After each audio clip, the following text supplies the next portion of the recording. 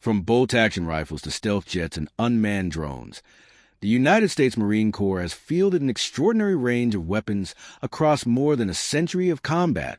This is a complete arsenal, from the trenches to the modern battlefield. Every Marine begins with a rifle, and the story of Marine firepower starts with 3 generations of standard-issue weapons that transformed the infantry squad. These rifles carried Marines through World War's jungle campaigns and modern deserts, each one reflecting the technology of its era.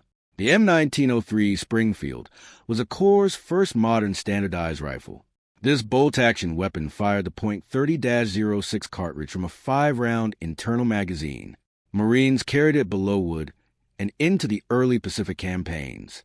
Prized for its accuracy, it built the foundation of Marine marksmanship tradition before newer designs replaced it. Next came the M1 Garand, a semi-automatic rifle adopted in the early 1940s. It fired the same .30-06 round, but from an 8-round clip, giving Marines a major firepower advantage over enemy bolt-action rifles.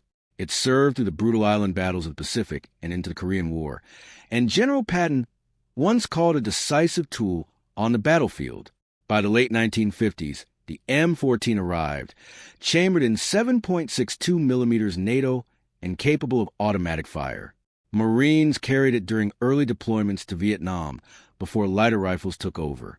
Some accurized variants remain in use today as designated marksman rifles, valued for their heavier round and long-range performance.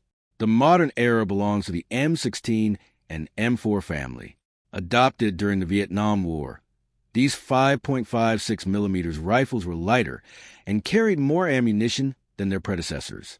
The M4 carbine eventually became the standard infantry weapon, serving through every major conflict since Vietnam, including Iraq and Afghanistan, and it remains the Corps' primary rifle today. Beyond rifles, Marines have always carried sidearms for close-quarters defense. These pistols served as backup weapons when rifles were impractical, and they evolved alongside the rest of the arsenal. The M1911 was a standard Marine sidearm for over 70 years, from 1911 to the 1980s. Chambered in .45 caliber, it earned a reputation for stopping power in both World Wars, Korea and Vietnam. Specialized Marine units still use modernized versions of this pistol today. The M9 Beretta replaced the M1911 in the mid-1980s, offering a 9mm round and higher magazine capacity. It served through Iraq and Afghanistan before being succeeded by the M18, a compact, modular pistol built for improved ergonomics and modern accessories. Sustained firepower required heavier automatic weapons, and Marine squads relied on a series of machine guns to hold ground and suppress the enemy. The Browning automatic rifle gave Marine fire teams portable automatic firepower from World War I through Korea, firing .30-06 rounds from a 20-round magazine. It proved especially valuable in Pacific jungle warfare, before lighter, belt-fed weapons replaced it in the 1950s and 60s. The M60 machine gun, nicknamed the Pig, became the standard squad support weapon during Vietnam. This belt-fed 7.62 millimeters gun delivered sustained suppressive fire in dense jungle terrain, though reliability issues and harsh conditions eventually led to its replacement. The M240 took over in the 1990s, offering the same 7.62 millimeters firepower with far greater reliability. It saw extensive use in Iraq and Afghanistan, mounted on vehicles and tripods, and remains the Corps' current medium machine gun. For heavier engagements, the M2 Browning .50 caliber has served continuously since the 1930s. Mounted on vehicles, aircraft, and fixed positions, it has appeared in every major conflict from World War II to today. Its long range and armor-penetrating capability earned it the nickname Ma Deuce. Precision shooting became its own specialty, and Marine snipers built a fearsome reputation using dedicated long-range rifles. The M40 sniper rifle, based on the Remington 700 platform, entered service during the Vietnam War. Marine Scout snipers use it for confirmed long-range kills, and continuous upgrades through variants like the M40A5 and A6 kept it relevant for decades, cementing its place as a symbol of the elite sniper program. The M107, built by Barrett, fires the massive .50 BMG round. Adopted in the 2000s, It allowed Marines in Iraq and Afghanistan to destroy equipment and engage targets at distances reportedly exceeding 1,800 meters, extending sniper reach far beyond traditional rifle calibers. Infantry also needed ways to defeat armor and fortified positions, leading to a family of shoulder-fired and guided anti-armor weapons. The bazooka served Marines from World War II through Korea, firing shape-charged rockets capable of penetrating enemy tank armor. It became an iconic weapon of both the Pacific and European theaters before lighter, disposable launchers replaced it. The M72 law, introduced in the 1960s, gave every Marine a disposable, single-shot rocket launcher, used extensively in Vietnam against bunkers and light vehicles. Its portability made it a lasting battlefield tool still used in limited roles today. The SMAW arrived in the 1980s as a shoulder-launched multi-purpose weapon, capable of destroying bunkers and light armor. It saw heavy use in urban combat during the Iraq War, notably during the Battle of Fallujah. The Javelin missile, adopted in the 1990s, changed anti-armor warfare entirely. This fire and forget system uses a top-attack flight path to defeat modern tank armor, letting infantry destroy vehicles from a safe distance. It remains the pinnacle of Marine portable anti-armor firepower. Ground mobility and protection came from tanks and armored vehicles, purpose-built for the unique demands of amphibious assault. The M4 Sherman supported Marine infantry throughout the Pacific, fighting at Iwo Jima and Okinawa. Though often outgunned by enemy tanks, its reliability and sheer numbers made it a decisive factor in Pacific warfare. The M1 Abrams became the Corps' main battle tank in the 1990s, armed with a 120mm main gun and heavy armor. It played a key role in armored breakthroughs during the Gulf War and Iraq War, though the Corps is now phasing it out as it shifts toward lighter, expeditionary forces. The LAV-25, an 8-wheel reconnaissance vehicle, has served since the 1980s. Armed with a 25mm autocannon, it provided speed and versatility during the Gulf War, Iraq, and Afghanistan.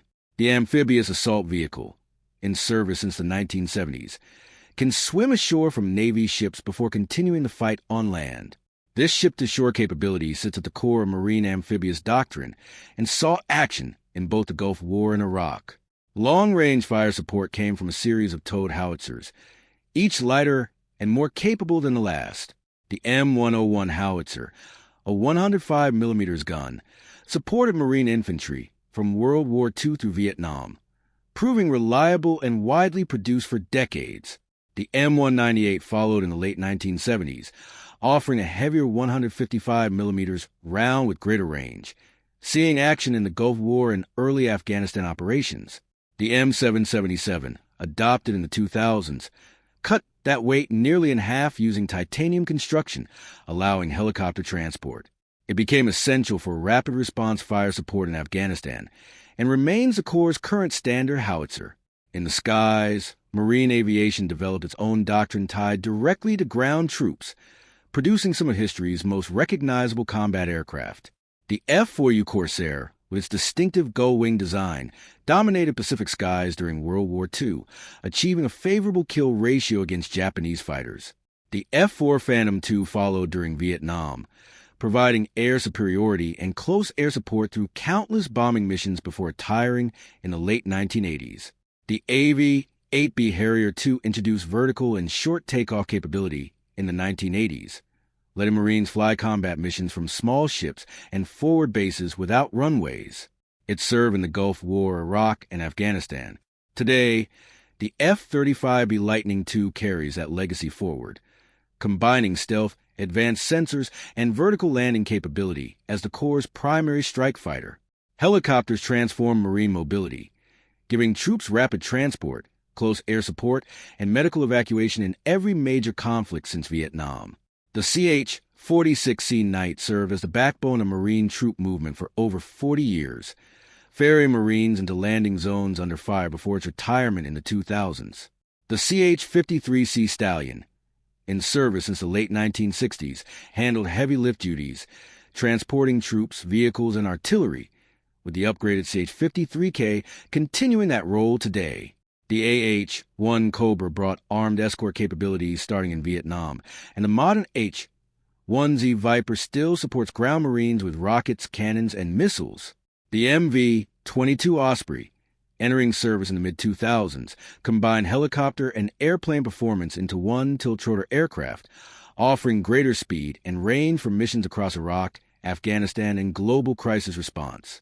None of this reaches the battlefield without ships to carry it there, and amphibious assault ships remain central to Marine identity at sea. The Iwo Jima-class ship, introduced in the 1960s, functioned as a helicopter carrier built specifically for Marine assaults launched directly from the sea. Today, the Wasp-class and America-class ships carry that mission forward, capable of launching Harriers, F-35BS, Ospreys, and landing craft together, serving as forward operating bases for Marine expeditionary units around the world. Modern warfare also demands guided missiles for both offense and defense.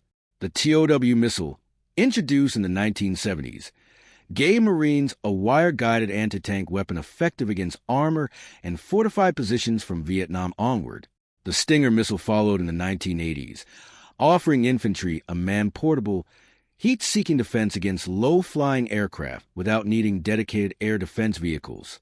The newest addition, Mises, mounts an anti-ship missile launcher on an unmanned vehicle, introduced in the 2020s. It reflects the Corps' strategic pivot toward countering naval threats in contested coastal waters. Finally, unmanned systems now reshape how Marines gather intelligence and strike targets.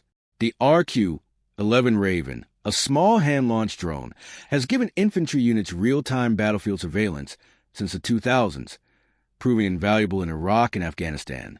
More recently, the MQ-9 Reaper has joined Marine aviation support, offering long-endurance surveillance and precision strike capability from the air. From bolt-action rifles to stealth fighters and unmanned drones, the Marine Corps arsenal reflects a century of constant adaptation, standing ready for whatever the next mission demands.